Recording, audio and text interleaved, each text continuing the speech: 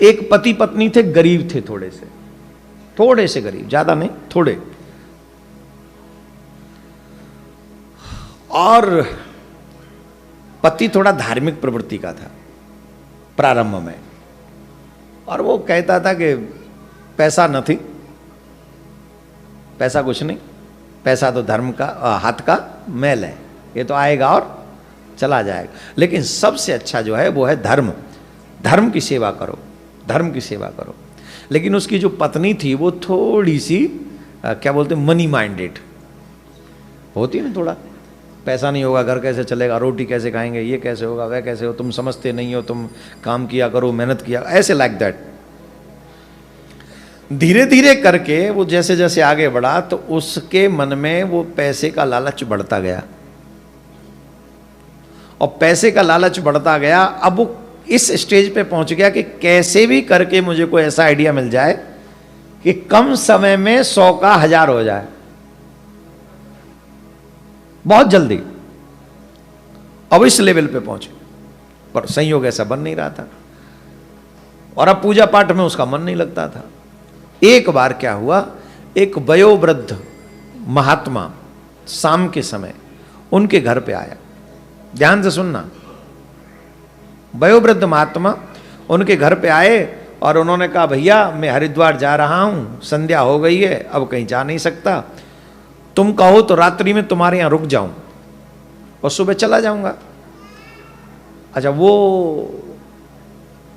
पहले तो प्रसन्न होता था अतिथियों को देख के, अब प्रसन्न भी नहीं होता था। कईयों की तो भौएं चढ़ जाती हैं, किसी संत को अतिथि को देख लेना, वो घर में छोड़ो मंदिर में भी घुसते दिख जाए ना, जैसे वो कभी गलती से मंदिर गए हों और वहीं कोई संत महात्मा आ जाए तो उन्हें ऐसा लगता है कि ले हो, जैसे बिजली गिर गई हो उनके ऊपर। सच्ची में उनका चेहरा बता देता है कि परेशान है आदमी, देख ही नहीं पाते हो। वो भी उसी लेवल का था, वो संत महात्माओं से अच्छे नहीं लगते थे, पर अब अचानक से वृद्ध आ गए, करें क्या, अरे आइए फिर ठीक है, रात रुक जाए, कब तक रुकेंगे, अरे वो सुबह उठ के चले जाएंगे, अरे रुके, आइए आइए पधारिए। उनके चेहरे पे अपार शांति थी, तेज था, उनके मुख से पता लगता था कि वो साधारण नहीं है। बोले ठीक है आप रुक जाओ, रुक गए। तो संत ने कहा, तुम जैसा भक्त कहाँ मिलता है, आज के युग में कहाँ इतना संत सेवी कोई होता है, आजकल तो कोई अपने आने भी नहीं देता, तुम रात्रि भर मुझे रुकने के लिए कह रहे हो, बड़े अच्छे हो तुम भैया, बहुत अच्छे हो, सीधे भगवान की बड़ी कृपा है तुम्हारे ऊपर। तो अपनी प्रशंसा सुन के वो पति जो था वो थोड़ा खुश हो गया, तो जाके उसने अच्छा अच्छा भोजन बनाया, पत्नी से कहा अच्छा भोजन कराओ, संत महात्मा जाएंगे हरिद्वार सुबह। तो पत्नी भी वैसी थी थोड़ी सी, ठीक है, वो कह दिया तो बना देंगे, तो बना दिया। भोजन करते करते पूछा कि महाराज आप बाबा जी हो गए हो, कोई बाल गोपाल नहीं है आपके? बोले नहीं नहीं, 4 बच्चे हैं मेरे, अच्छा खासा बिजनेस है मेरा, ध्यान से सुनना, अच्छा खासा बिजनेस है मेरा, 4 बच्चे हैं, चारों बच्चों का विवाह हो गया है। अब मैंने सोचा है कि मेरा बुढ़ापा प्रारंभ हो गया है, और बुढ़ापा प्रारंभ हो गया है तो मनुष्य जीवन मिला है, अगर मैंने यात्रा नहीं की तो सब व्यर्थ है। जीवन से धन कमाने के लिए नहीं मिला है, जीवन जब अंतिम समय पे जा रहा हो कम से कम तब तो अपने कल्याण की चिंता मनुष्य को करनी ही चाहिए। तो मैं सब त्याग चुका, सारा धन सारा संपत्ति बच्चों के हवाले करके अब मैं हरिद्वार जा रहा हूं, वहीं रहूंगा, भजन करूंगा और ठाकुर जी का नाम जपूंगा, बस। इतना बड़ा बिजनेस है, सुन के उसके भी कान। उसने पूछा सब दे आए? सब दे आए, अपने बच्चों को सब दे आए, अपने लिए कुछ नहीं रखा? तो बाबा के पास में एक छड़ी थी, छड़ी समझ गए, डंडा। तो बाबा ने कहा सब नहीं दे आया, तो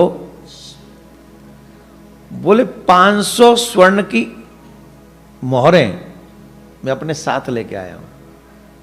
किस लिए? कब बीमार हो जाऊं, हम अपने हाथों से कुछ दान पुण्य करें, कुछ अच्छा काम करें। देखो बुढ़ापे में एक भी दिन ऐसा ना जाए जिस दिन कुछ न कुछ दान ना करो। तुम सारा पैसा कभी बच्चों को नहीं देना चाहिए, जिससे उनका जीवन चले उतना दे दो, लेकिन तुम्हें भी बुढ़ापे में अपने बच्चों के आगे हाथ न फैलाना पड़े, कम से कम इतना अपने लिए बचा के रखो।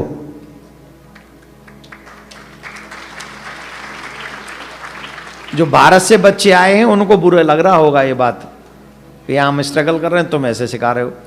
और जो यहीं रह रहे हैं बच्चे वो एग्री कर रहे होंगे मेरी बात, बोले yes I don't need it, I can do my self. वो यही कह रहे हैं, क्योंकि यहाँ के बच्चे हैं ऐसे कि मुझे आपसे कुछ नहीं चाहिए, मैं अपने आप कमाऊंगा। यहाँ के बच्चों को तो अपने माँ बाप के मकान में भी इंटरेस्ट नहीं है, बिजनेस में इंटरेस्ट नहीं है, वो कहें हम अपने आप कर लेंगे, तुम क्या हो। अरे सब कुछ बैंक से ही तो करवाना है, हु आर यू। सब कुछ है भी तो बैंक का ही, गाड़ी बैंक की, घर बैंक का, ऑफिस बैंक का, मोबाइल बैंक का, तुम पे अपना है क्या।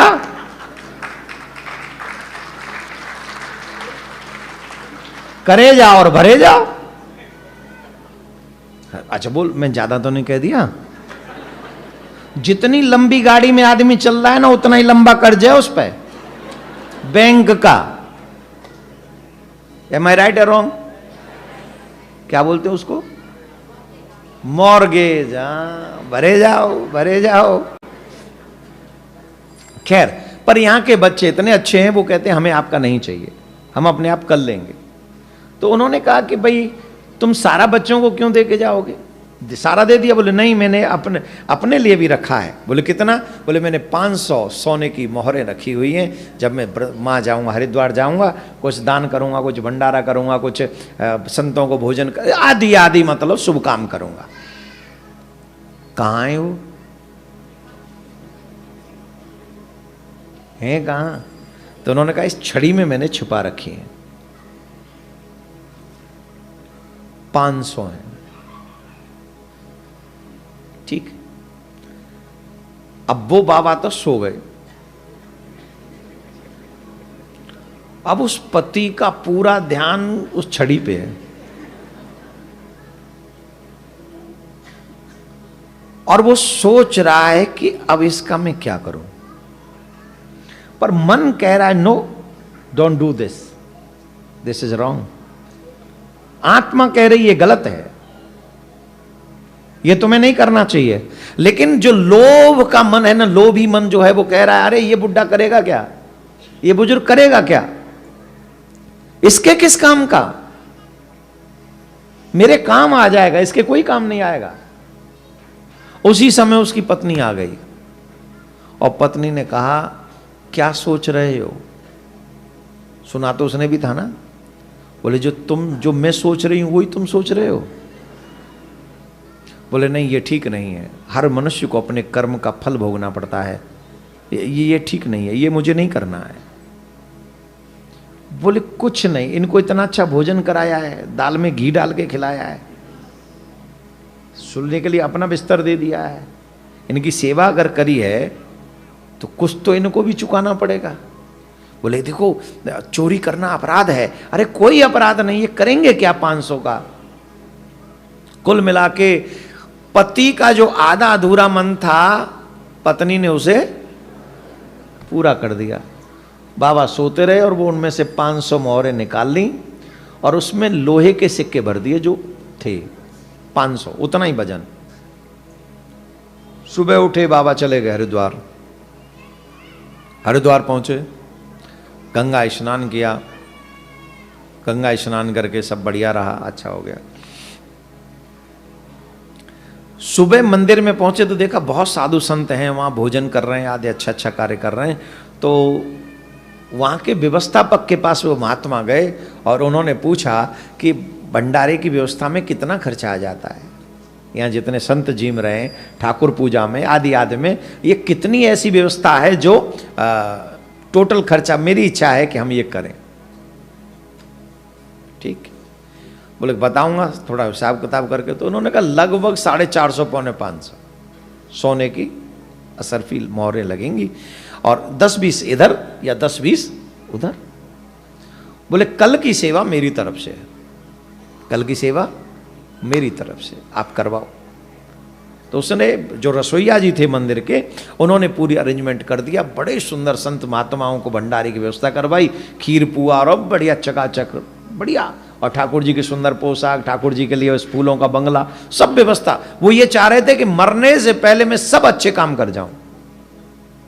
मेरे बच्चे सेट है परमात्मा की कृपा से, अब मुझे अपने आप को सेट करना है। प्रॉब्लम यहीं पर आती है, व्यक्ति बच्चों को सेट करने के चक्कर में अपने जीवन को अनसेट करके मर जाता है, युग युगांतर तक भटकता रहता है।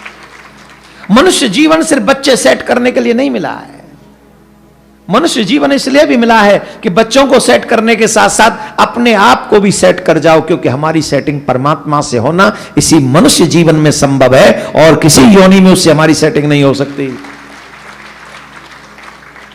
धीरे बजाओ, तुम्हारे मतलब की बात नहीं है।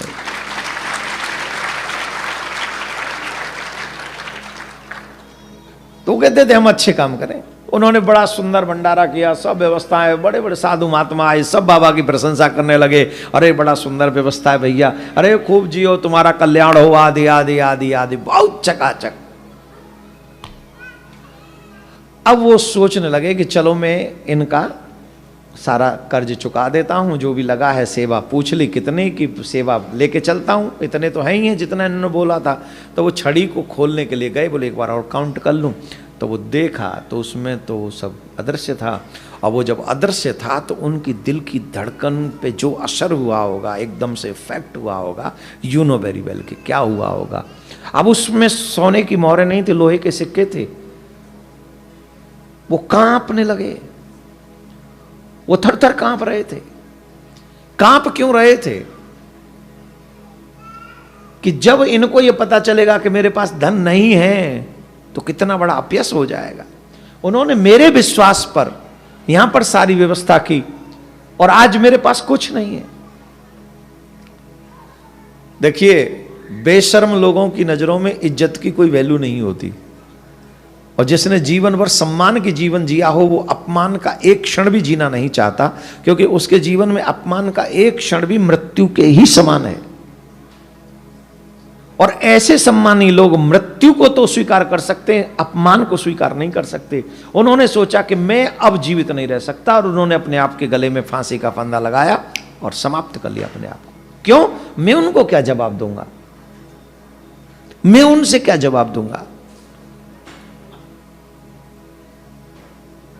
और शाम को जब वो मंदिर में ये व्यवस्थाएं, बात फैल गई तो वो पुजारी जी को पता चला, वो बड़े अपसेट हो गए, बड़े परेशान हो गए। अरे राम राम राम राम, ये क्या हो गया। अब उनको पैसे की तो चिंता नहीं थी, पर इसका तो कोई है ही नहीं, इसका अंतिम संस्कार कौन करेगा। तो स्वयं पुजारी जी ने ही उनका अंतिम संस्कार किया।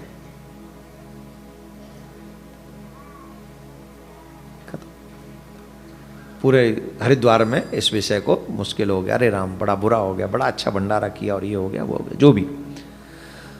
अब क्या हुआ, अब थोड़ा सा वहां चेंज होइए, वहां चलिए, वहां क्या व्यवस्था बनी जानते हो। कुछ समय बाद जो इस जिसने चोरी करी थी उसके घर में कोई संतान नहीं थी, कोई संतान नहीं थी। 7-8 साल हो गए थे विवाह को, लेकिन जैसे ही बाबा वहां समाप्त हुए, यहां एक बच्चे का जन्म हो गया। कुछ समय बाद, 9 महीने बाद, साल बाद बच्चे का जन्म हो गया। बच्चा हुआ और बच्चा स्वभाव से ही बड़ा धर्मात्मा था, स्वभाव से ही। और इसके पास जो धन था ना, बड़ा खुश होता था धन, और इसके आने से और धन बढ़ने लगा उसके पास में। लेकिन जब धन आने लगा तो उस व्यक्ति के मन में एक बात हमेशा से थी कि मैंने गलत किया है, उस बाबा का धन चोरी किया। वो नोट करता था इस बात को, मैंने गलत किया है। तो जब बहुत ज्यादा धन आ गया, जब 500 की कोई वैल्यू ही नहीं रही उसकी नजर में, तो जानते उसने क्या किया। उसने अपने लोगों को भेजा कि वो हरिद्वार गए थे, तुम जाओ हरिद्वार ढूंढो ने, वो बाबा मिलना चाहिए। मैं बाबा को 500 मोहरें वापस करूंगा सोने की, मुझे वापस करनी, मुझे रखनी नहीं। लेकिन इतनी व्यवस्थाओं के बाद भी वो मिले तो नहीं, क्योंकि वो तो जा ही चुके थे। उसने उन 500 को यूज नहीं किया, वो अलग एक लाल वस्त्र में बांध के अलग रख दिए कि कुछ तो इनका करना है, यूज नहीं करना है। बालक धीरे धीरे बड़ा होने लगा, विद्या अध्ययन हो गई, सब व्यवस्थाएं हो गई। एक दिन ये स्थिति हो गई, वो बालक 20 साल का हो गया, 20 साल का। और 20 साल का जब ये बालक हुआ तो उस बालक को लेकर, वो तीनों ही थे, माता पिता और बेटा, हरिद्वार पहुंचे। अच्छा, इसका स्वभाव बहुत अच्छा था, ये दानी स्वभाव का था, ज्यादा दान करता था। कई बड़े कंजूसड़े होते, वो दानी था, जो मिल जाए सो दान करता था। एक दिन पिता ने डांट दिया, बोले तू क्या है, कमाना जानता है, कुछ भी लेता उठाता है, दान कर देता है। जितने भी बच्चे बैठे हैं जो ये समझते हो मेरी मम्मी मुझे बहुत प्यार करती है, पापा बड़े प्यार करते हैं, मैं बताऊं कितना प्यार करते हैं, बताऊं? मम्मी के गले का जो नेकलिस्ट हो ना, उसे उठा के मंदिर में चढ़ा जाइयो, अगले दिन पता चल जाएगा मम्मी कितना प्यार करती है तुझसे। और पापा की चेक बुक अगर मिल जाए तो पापा का प्यार चेक टेस्ट करना हो तो चेक बुक पे साइन करवा लेना ब्लाइंड, और वो चेक लेके मेरे पास आ जाइयो। भरना मत, कुछ भी मत भरना, सिर्फ जाके बोल देना कि $2 लाख भराया हूं, वहां गौशाला की सेवा में लगेंगे। अब तुम क्या यहाँ बूढ़े हो रहे हो, मर जाओगे किसी दिन, तुम्हारे नाम से सेवा होगी वहां। सिर्फ इतना बोलना, भरना मत। तुम्हें बेदखल कर देंगे बचे हुए $10 लाख में से। तू किसी काम का नहीं है, तू निकम्मा है, तू बेकार है, कमाना जानता नहीं है तू। तुम्हारा प्यार और इन लोगों का प्यार सिर्फ जरूरतों पे टिका हुआ है। जिस दिन जरूरतें पूरी नहीं होंगी, तुमसे प्यार करना ये लोग बंद कर देंगे, जिनके ऊपर तुम मर रहे हो, जिनके लिए तुम अपना जीवन बर्बाद कर रहे हो। No one can loves you my dear. Everyone जो तुमसे प्यार करते हैं वो जरूरतों को दिखाने के लिए करते हैं। राधे राधे बोलना पड़ेगा।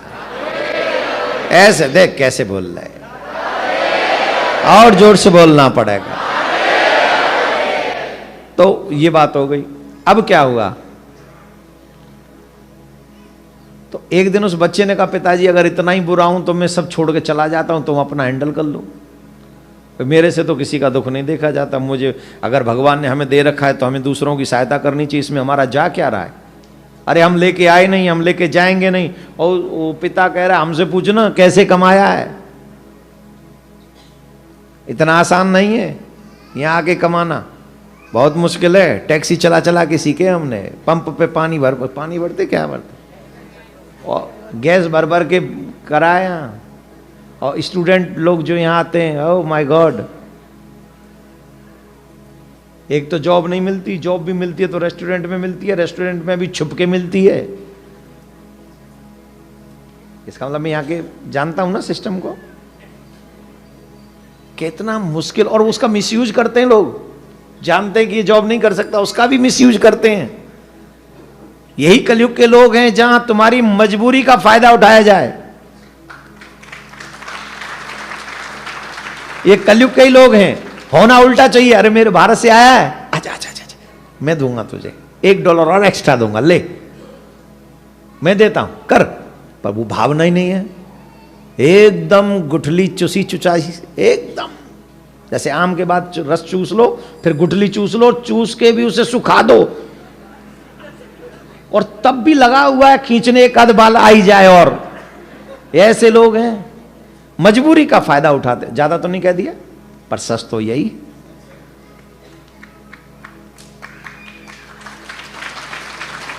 Help others then god will help you my dear, help others then god will help you. तुम दूसरों की, अननोन लोगों की हेल्प करो, परमात्मा तुम्हारी रात दिन 24 घंटा तुम्हारी हेल्प करेगा, 24 घंटा। अब क्या हुआ, हरिद्वार गए तो सब लोग हरिद्वार गए। वो उस पोटली को हरिद्वार भी लेके गया, कौन, कि शायद बाबा मिल जाए तो वहीं दे आऊंगा। अब उस पोटली को लेके वो घूम रहा था लेकिन मिला नहीं। और एक बार शाम के समय इसका जो बेटा था, जो 20 साल का हो चुका था, वो शाम को गंगा जी के तट पे भ्रमण कर रहा था। वहां उसे एक वयोवृद्ध व्यक्ति दिखाई पड़ा, वयोवृद्ध व्यक्ति दिखाई पड़ा। और उस व्यक्ति को देखा कि वो व्यक्ति गंगा में कूदने का प्रयास कर रहा है। ये दौड़ के गया और उसको रोका, बोले क्या हुआ, आप तो इतने बुजुर्ग हैं, फिर आप ये प्रयास क्यों कर रहे हैं। बोले मैं मर जाना चाहता हूं। बोले क्यों मर जाना चाहते हो। परमात्मा के द्वारा दिया हुआ सबसे सुंदर ब्यूटीफुल गिफ्ट अगर कुछ है तो वो मानव जीवन है। उस मानव जीवन का एक एक क्षण अनमोल है, आप उसे मिटाना क्यों चाहते हो। बोले मैं भी जानता हूं मैं भी इस बात को जानता हूं कि अनमोल है और मैंने भी अपना पूरा जीवन यही सोच के जिया है, पर मैं तुम्हें बता नहीं सकता, मैं बहुत विवश हूं। बोले हुआ क्या है? बोले मुझे मरना इसलिए है क्योंकि मेरे ऊपर कर्ज बहुत है। इतना कर्ज है कि मैं कर्ज न चुकाने के कारण मेरा अपमान हो जाएगा, अपयश हो रहा है और मैं वो अपमान नहीं सह सकता, इसलिए मैं अपने प्राण त्याग रहा हूं। पूछा हुआ क्या है, कितना कर्ज होगा, मरना क्यों चाहते हो? बोले 500 सोने की असरफी मोहरे, इतना कर्ज है। अब जानते हो ये बूढ़ा बाबा कौन है? ये वो रसोईया जो बाबा के 500 रुपए का भंडारा सब किया था, वो रसोईया है। समझ में आ गई? और अब तक 20 साल से सह रहा है कि आज दूंगा कल दूंगा, आज दूंगा कल दूंगा। वो 500 अब अति हो गई, 20 साल तो अति है। तो अब सोचा कि अब मैं गंगा में कूद ही जाता हूं। तो उन्होंने कहा ओह रुको, गंगा में मत कूदो, रुको मैं अभी आता हूं। वो गया। बोले माँ बाप को बताऊंगा तो मानेंगे नहीं, और किसी की जान 500 में भी तो बचाई नहीं जा सकती। जान तो बड़ी अनमोल होती है। अगर किसी के प्राण बच जाए, वो भी हरिद्वार में बच जाए, इससे अच्छा पुण्य क्या होगा। वो दौड़ा दौड़ा गया और जाकर वो 500 जो रखे थे ना उसमें लाल वस्त्र में उठा लाया और उठाकर वो अपने महात्मा को दे दिए। बोले ये लो जाओ, किसी को बताना मत। नहीं बताएं, चले गए। वो चला गया, बड़ा आशीर्वाद दिया, खुश रहो, आनंद करो, ये हो वो हो, खूब यशस्वी रहो, सब आशीर्वाद देके वो चले गए। इस बच्चे को बचपन से एक बीमारी थी, बचपन से ही बीमारी थी, और वो बीमारी का तगड़ा स्वरूप सेम डे हो गया और रात्रि में ही उसके प्राण निकल गए। किसके? 500 जो दे के आया है उसके, 20 साल के बच्चे के प्राण निकल गए। जब माता पिता को पता चला तो इतना बड़ा आघात लगा कि उनको हार्ट अटैक आ गया और वो वहीं मर गए, वो भी मर गए। बच्चे की मृत्यु को सुनकर वो भी मर गए। अब बताइए, संत के 500 चुरा कर उसे मिला कि उसने खोया? जवाब दीजिए। व्यक्ति के कर्म का फल उस मनुष्य को अवश्य भोगना पड़ता है, यह कभी नहीं भूलना चाहिए, कभी भी नहीं। जानते हो वो 20 साल वाला बालक कौन था? वो महात्मा ही बालक बन के आया था और दोबारा जीवन इसलिए लिया क्योंकि उसके कर्ज चुकाना है उसका, जिसने 500 रुपए से लेके साधु सेवा कराई थी। मुक्ति भी नहीं हो सकती क्योंकि इच्छा को लेके मरा है कि मैं संतों की सेवा करूं। तो संतों की सेवा होगी कैसे? वो तो कर्ज रह गया। तो उस कर्ज को चुकाने के लिए वो दोबारा आए, बेटा बने और उन्होंने जाके कर्ज चुकाया। और इसने चोरी का दुष्परिणाम ये हुआ कि इसने चोरी जब करी तो उसका दुष्परिणाम ये हुआ कि वो तो गया ही गया, साथ में जीवन भी चला गया, सब कुछ नष्ट हो गया, किसी काम का नहीं रहा और युग युगांतर तक अपयश हो गया। वो अलग। राधे राधे बोलना पड़ेगा। आपसे एक आग्रह कर रहे हैं हम, कभी भी किसी का हक नहीं लेना चाहिए, किसी का भी नहीं। जो मनुष्य दूसरे का हक खाता है उसे निश्चित तौर पर मिटना पड़ता है, और स्पेशली 2-3 जगह से तो बिल्कुल नहीं लेना चाहिए। किसी संत महात्मा का, ब्राह्मण विद्वान का, देवालय मंदिर का, और पूजनियों का। पूजनियों में कौन आ जाएंगे? बहन का, बेटी का, भाई का भी कभी हक नहीं खाना चाहिए। जो इनका हक खाता है वो नष्ट हो जाता है, ये हमारे शास्त्र बताते हैं। इसको हमें समझना चाहिए। राधे राधे बोलना पड़ेगा।